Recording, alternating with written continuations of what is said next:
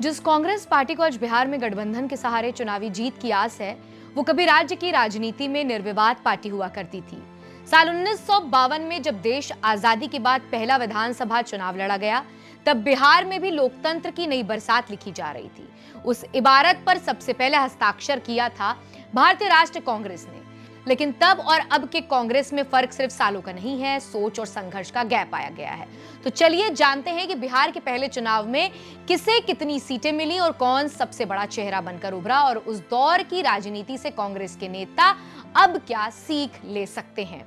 बिहार में पहला विधानसभा चुनाव जनवरी से मार्च 1952 के बीच संपन्न हुआ था। पहली बार चुनाव 322 सीटों पर कराए गए थे।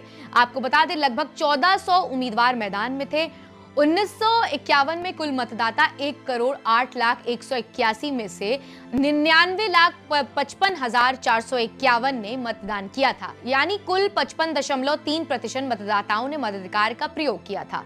बिहार के पहले विधानसभा चुनाव में 13 दल चुनाव लड़ने के लिए चुनावी समर में उतरे थे।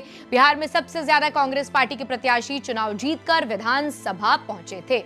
भारतीय राष्ट्रीय कांग्रेस 322 में से 339 सीटों पर जीत हासिल कर भारी बहुमत से सरकार बनाई। सोशलिस्ट पार्टी ने 33 सीटों पर चुनाव जीतने में सफल रही थी। वहीं कम्युनिस्ट पार्टी ऑफ इंडिया यानी कि सीपीआई को 23 सीटों पर कामयाबी मिली थी।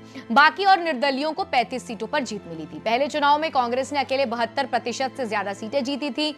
कृष्ण सिंह, जिन्हें लोग श्री बाबू कहते थे, वो बिहार के पहले उप मुख्यमंत्री बने और 1952 से लेकर 1961 तक यानी लगातार 24 साल तक बिहार के मुख्यमंत्री रहे। फिर कांग्रेस कहां और कैसे हारी, जो सबसे बड़ा सवाल है।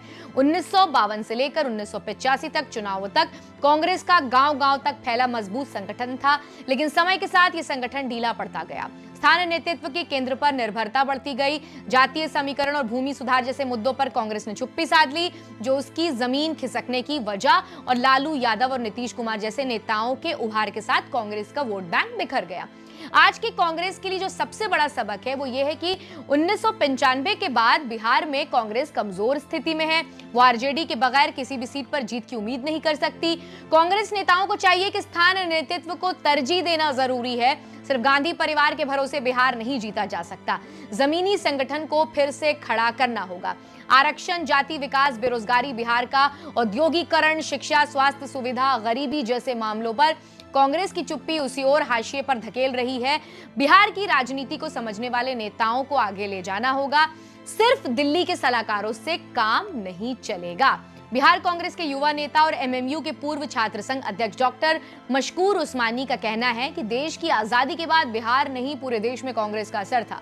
बिहार में भी 1952 से लेकर 1990 के दौर के बीच में कुछ काल को छोड़ दें तो कांग्रेस का बिहार में एक छत्र राज्य रहा। लोगों ने कांग्रेस की नीतियों को पसंद किया। उस दौर में कांग्रेस ने बिहार में काम भी किए, लेकिन 1975 के बाद से दौर जो है वो बदलने लगा।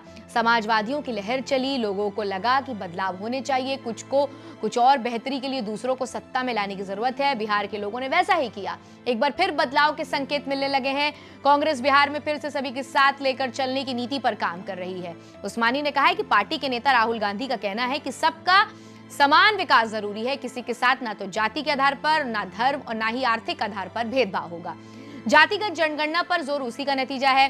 कांग्रेस के दबाव में आकर केंद्र सरकार ने इस पर सहमति जताई है। उन्होंने कहा है कि 2 महीने पहले जब राहुल गांधी बिहार आए थे तो कहा गया था कि लोगों को सशक्तिकरण तभी होगा जब उनके चुने गए जनप्रतिनिधि यानी सांसदों, विधायकों और पार्षदों के पास पावर हो।